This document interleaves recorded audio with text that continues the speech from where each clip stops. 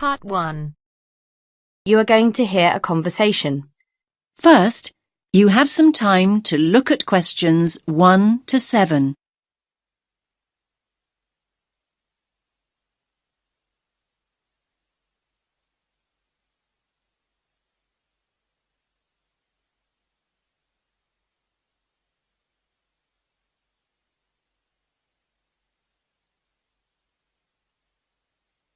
Listen carefully to the first part of the conversation and answer questions 1 to 7.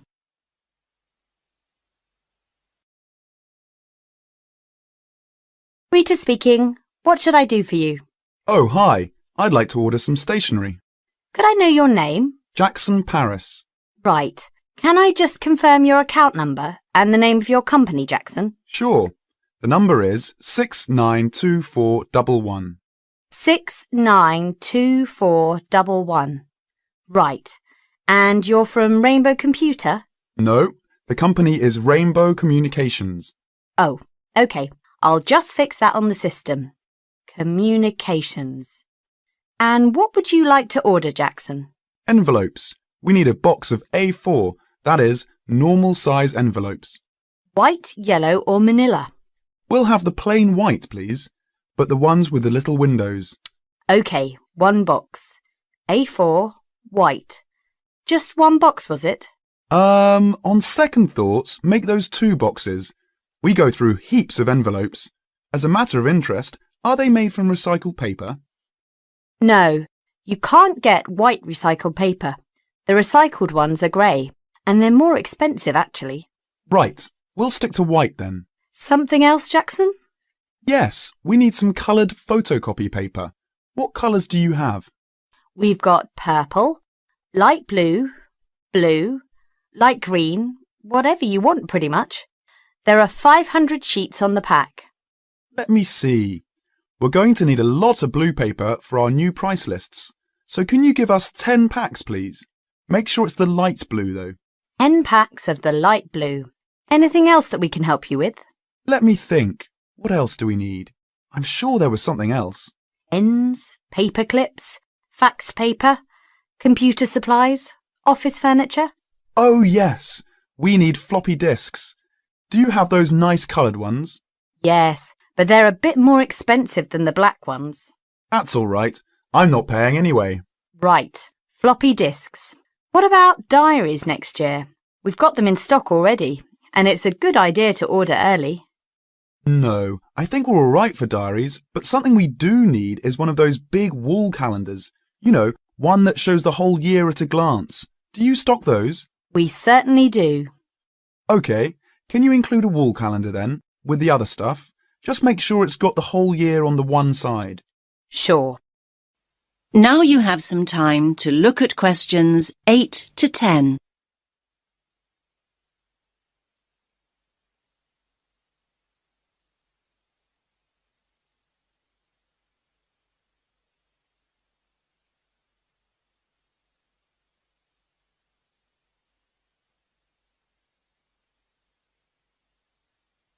Now listen to the next part of the conversation and answer questions 8 to 10. And do you have a copy of our new catalogue? No, I don't. But would you send one? Yes, I'll pop one in with the order. You'll find it a lot easier to remember what you need if you have our catalogue in front of you next time. Yes, good idea. And when can you deliver this? Should be with you tomorrow morning. Can you make sure that it's not after 11:30 a.m? Because we have to go out at 12. There's only myself here on Fridays. Fine.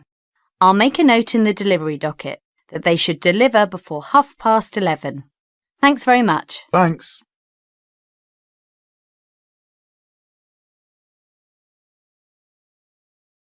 That is the end of Part 1. You now have half a minute to check your answers.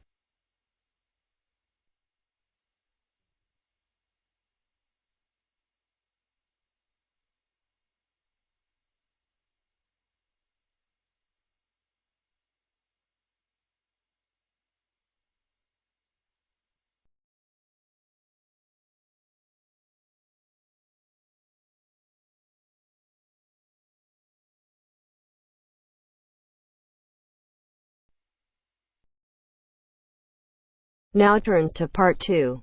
Part 2. You'll hear a lecturer talking to students about a printing process. First, you have some time to look at questions 11 to 15.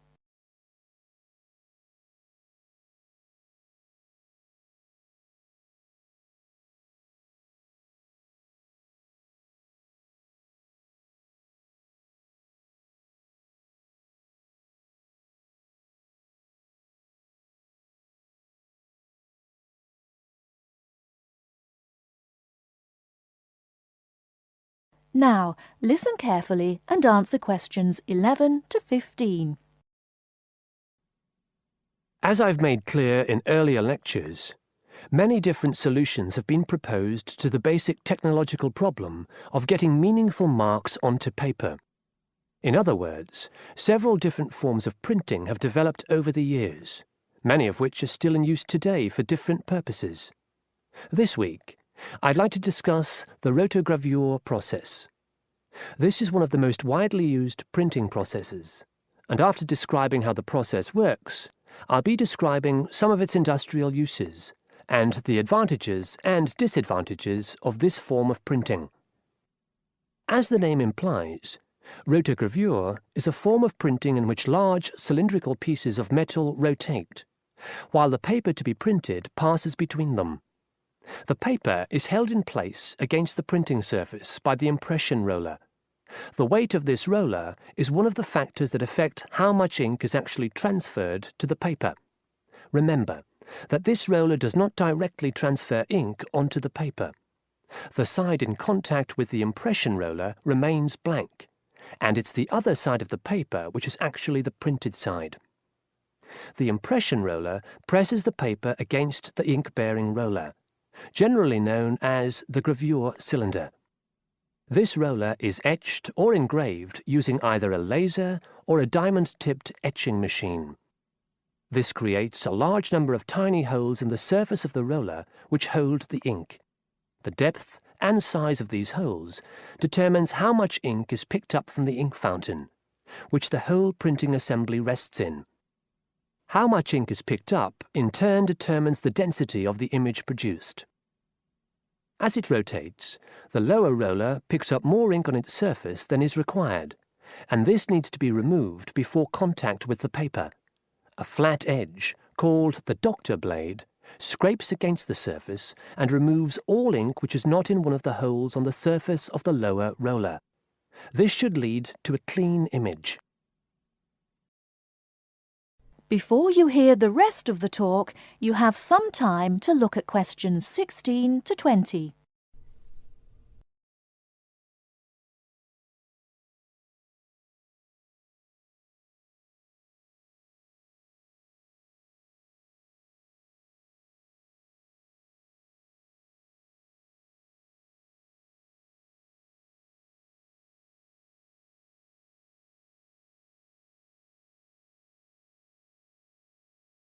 Now listen and answer questions 16 to 20. Now that we understand a little of the mechanics of rotogravure printing, I'd like to look at it in the wider context of the printing industry and discuss the main uses. One of the main advantages of the rotogravure process is that the amount of ink which can be transferred to the paper is high compared to other printing methods. This means that a broad density range can be produced. In other words, with rotogravure, it's possible to produce many different light and dark shades, making it particularly suitable for reproducing photographs and fine art. For shorter print runs, some other processes may give a finer image, but rotogravure is ideal for jobs that involve printing, for example, 1 million magazines. One common place where you'll see printed matter that has been produced by rotogravure is in the advertising material that is often inserted into Sunday newspapers. Of course, it's not just paper that can be printed by rotogravure. It's a very flexible process, since the rollers used can be made to any size required. Whether it's consumer packaging or large rolls of floor covering that need to be printed, rotogravure is a relatively cheap, quick method that is used in a variety of industries. This isn't to say that rotogravure is without its disadvantages. Probably the main drawback is the fact that, with large areas of colour, the dots are visible, even without using any kind of magnifying aid. Now, does anyone have any questions about the rotogravure process? That is the end of part 2. You now have half a minute to check your answers.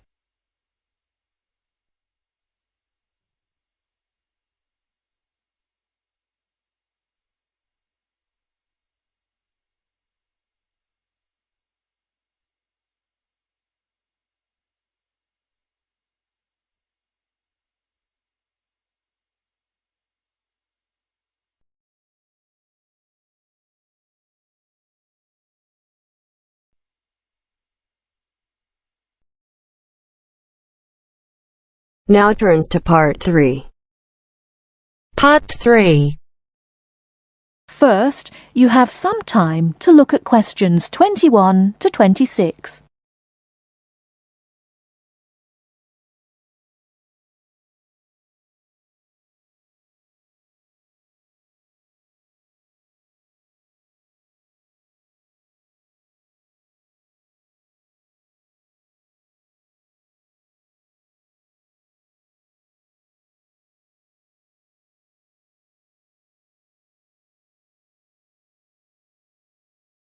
Now listen carefully and answer questions 21 to 26. Hello, my name is Emiliano. I am a student here and I'd like to rent a house for 6 months. OK, well, you've come to the right place. We specialise in short-term rental. First of all, I would like to get a few details from you. Can you give me your full name, please? Yes, it is Emiliano Nespla. And can you tell me your present address, please? Yes, it's 17 Middleway, Penrose. I'm living with a homestay family at the moment. That's great. Now, do you have any identification with you? Oh, and we will need a reference from someone who knows you here. Maybe your homestay family. Yes, okay. Here's my passport and the card from my language school. My referees can be Mrs. Alice Thompson. She's my homestay mother and she wouldn't mind, I'm sure. You can contact her at the same address as me, of course. OK. If we need to contact you, should we leave a message with your homestay? No, you can speak to me directly. My cell phone number is 021 548 3534. Great. Now, do you have a bank account?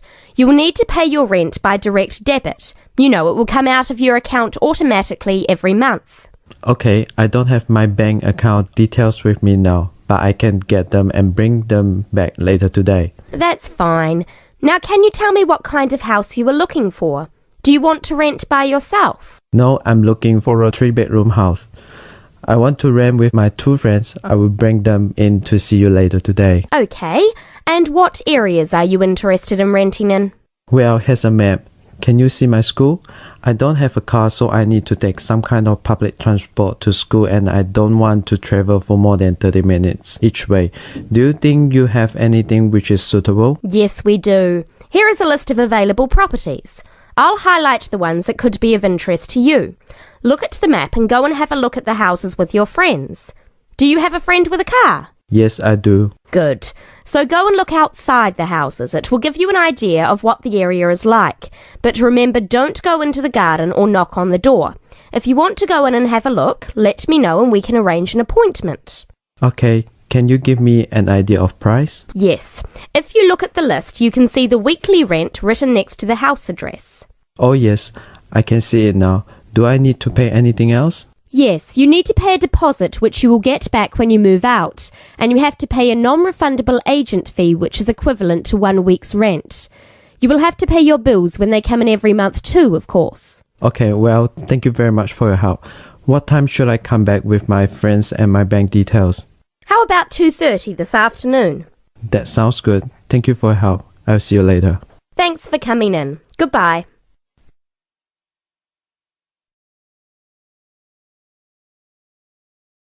Before you hear the rest of the talk, you have some time to look at questions 27 to 30.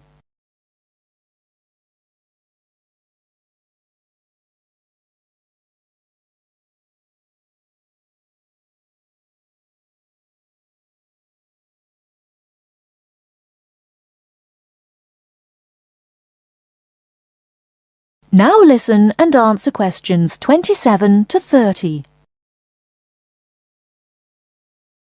Hey, don't throw that can away. Why not? I finished with it. Yes, but you can recycle things like that. Oh, I haven't got time to recycle everything I throw away. That's a terrible attitude. Don't you care about... Hello, you two. Hi, John.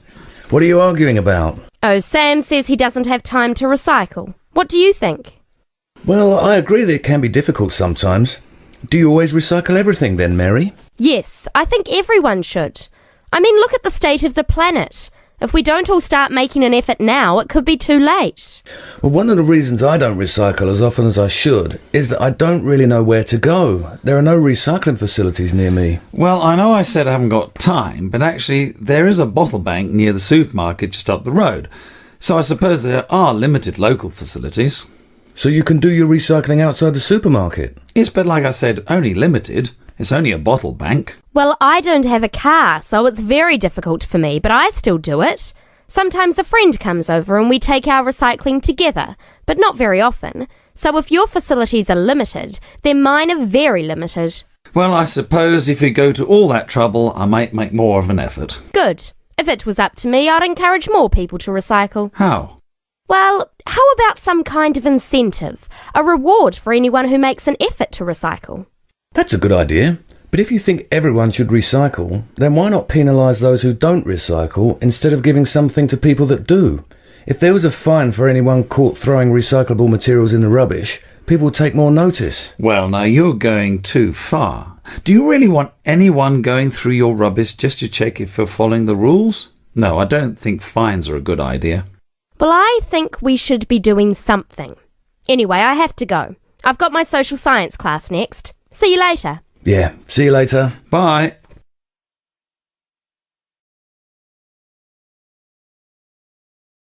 That is the end of part 3.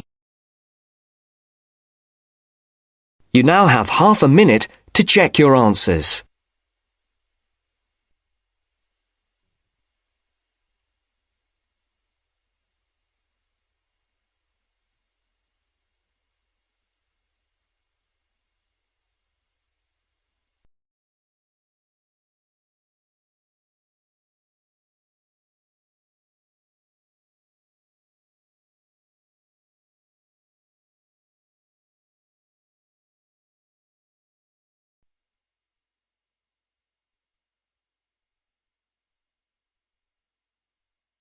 Now turns to part 4. Part 4. You will hear a postgraduate psychology student talking to other students about a job satisfaction study he has investigated. Before you listen, you have some time to look at questions 31 to 40.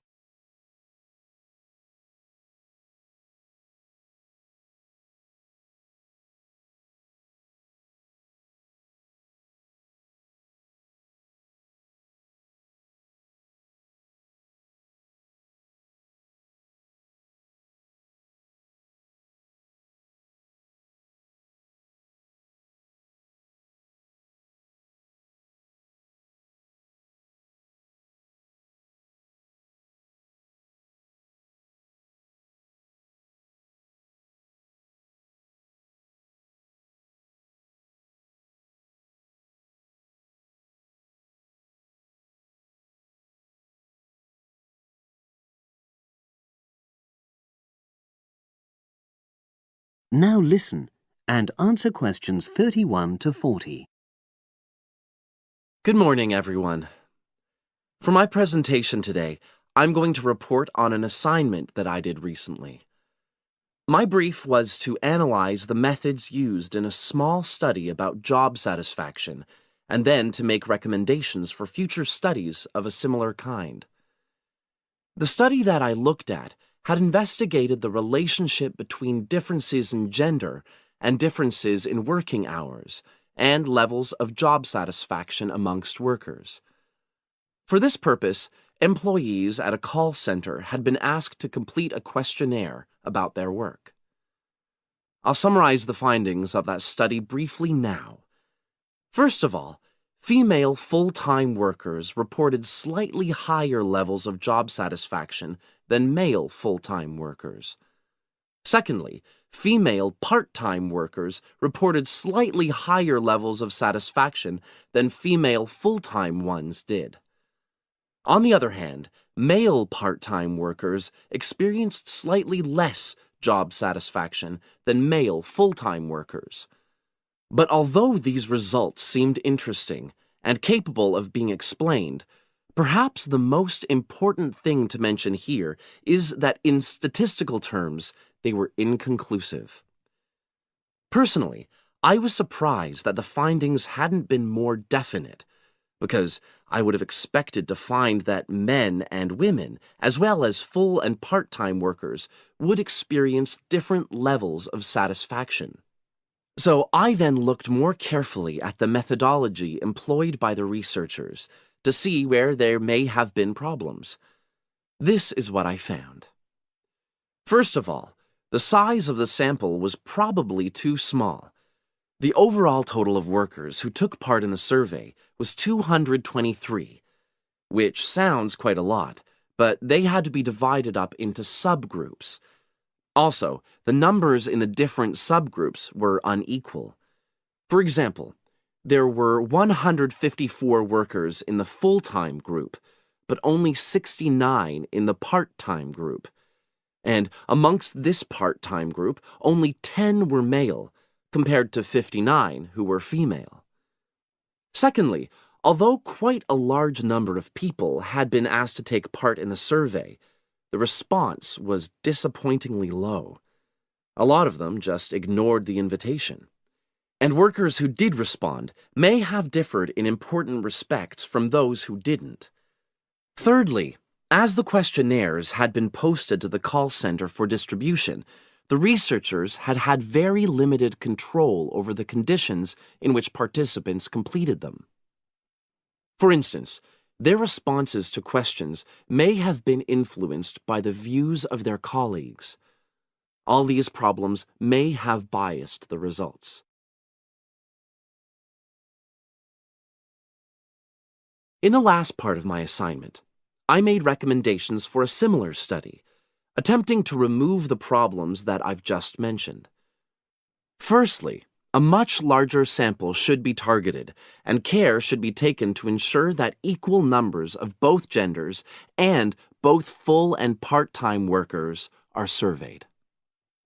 Secondly, the researchers should ensure that they are present to administer the questionnaires to the workers themselves.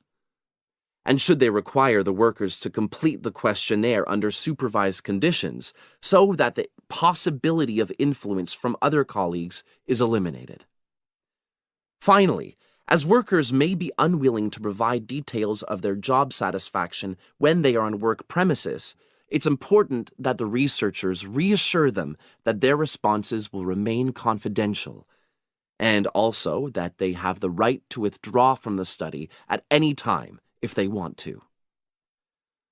By taking measures like these, the reliability of the responses to the questionnaires is likely to be increased, and any comparisons that are made are likely to be more valid. So, that was a summary of my assignment. Does anyone have any questions? That is the end of part 4. You now have half a minute to check your answers.